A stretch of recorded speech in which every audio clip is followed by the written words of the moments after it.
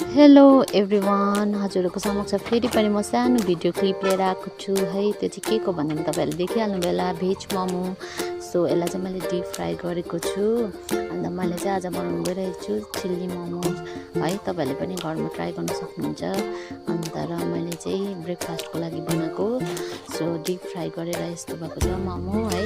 अन्त र मैले एउटै सेफ अनुसार मैले क्याप्सिकम, प्याज अन्त र टमाटर काटेको थिएँ है। टमाटर चाहिँ अप्सनल हो, तपाईँहरूले हाल्दा पनि हुन्छ नहाल्दा पनि हुन्छ है। अन्त ग्रिन चिल्ली पनि काटेर हालेको छु है। सो यसरी पकाएको छु मिडियम फ्लेभरमा हो। अन्त र तपाईँहरूले पनि घरमा ट्राई गर्न सक्नुहुन्छ नयाँ केही। अन्त र मैले यतिको पाकेपछि चाहिँ यसमा ससहरू एड गरेको छु है।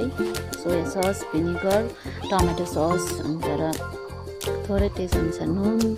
अन्त मैले यसलाई मजाले मसला पाक्नु दिएको छु, मसला होइन ससहरूसँग। सो मोमो एड गरेँ है। यसमा मोमो एड गरेर चाहिँ यतिको भएको छ गाइस, हेरिहाल्नुहोस् होला।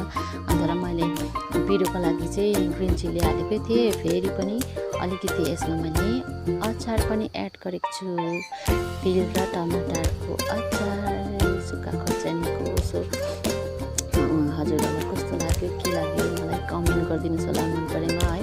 खाँदा चाहिँ एकदम टेस्टी डेलिसियस भएको थियो। सो त्यही भएर मैले हजुरहरूसँग सेयर गर्नु गइरहेको थिएँ। अन्त र लास्टमा चाहिँ यस्तो भएको छ। अन्त thank you so much for watching my video. Like गरिदिनुहोस् होला मन